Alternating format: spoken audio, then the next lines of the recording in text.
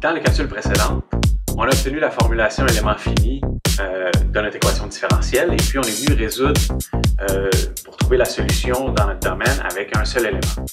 Mais pourquoi s'arrêter à un seul élément? Essayons de voir qu'est-ce qui se passe si on essaie d'appliquer plusieurs éléments dans notre domaine. Donc, on avait notre équation différentielle ici qui doit être respectée sur un domaine qui va de x vaut 1 jusqu'à x vaut 2, avec ces conditions on rive ici. Et donc, ce qu'on va faire, c'est qu'au lieu d'utiliser un seul élément, c'est qu'on va travailler avec deux éléments ici. Puis plus tard, on pourra généraliser à autant d'éléments qu'on veut.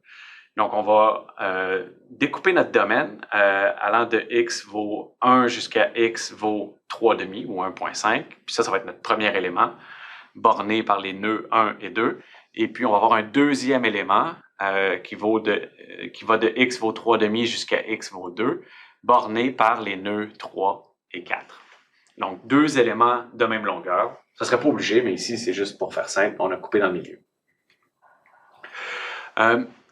Donc, notre solution approximative U étoile, elle va être donnée par deux solutions. Une solution U1 étoile dans le premier élément pour x vaut de x1 ici, xa jusqu'à xc, puis une solution x2 étoile de xc jusqu'à xp.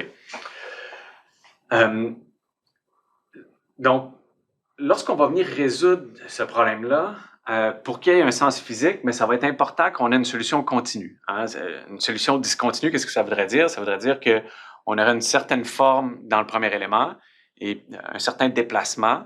Et puis, quand on arriverait à changer d'élément, on aurait un saut et puis on n'aurait plus le même déplacement.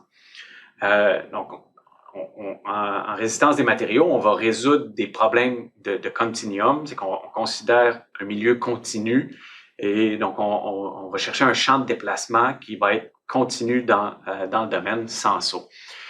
Et donc, ça va nous prendre au nœud interélément une fonction continue. Pour s'assurer d'avoir une fonction qui est continue d'un élément à l'autre, mais ce qu'on va faire, c'est qu'on va s'assurer que le déplacement dans un élément à ce nœud-là et puis dans l'autre élément au même nœud, mais qu'il soit le même. Donc, graphiquement, comment on pourrait regarder ça? C'est qu'on va avoir une fonction dans le premier élément, U entre parenthèses 1, et puis une solution approximative dans le deuxième élément, U entre parenthèses 2. Et puis, on voit bien que va falloir s'assurer qu'au nœud 2 ici, donc on a l'amplitude A2, mais il va falloir que ce soit la même qu'au nœud 3 avec l'amplitude A3. Et vous allez voir à quel point c'était pertinent d'utiliser les fonctions de forme telles qu'on les a définies. C'est que ça va venir résoudre notre problème, en fait. C'est-à-dire qu'on a des fonctions d'essai qui valent 1 à leur nœud, puis 0 aux autres nœuds. Donc, ce qui veut dire que dans notre élément I ici, on a un champ de déplacement, et puis au nœud J de l'élément I, on va avoir un déplacement U étoile qui va être le même, en fait, que le déplacement au nœud I de l'élément J, donc avec cette expression-là ici. Et donc, en fait, notre fonction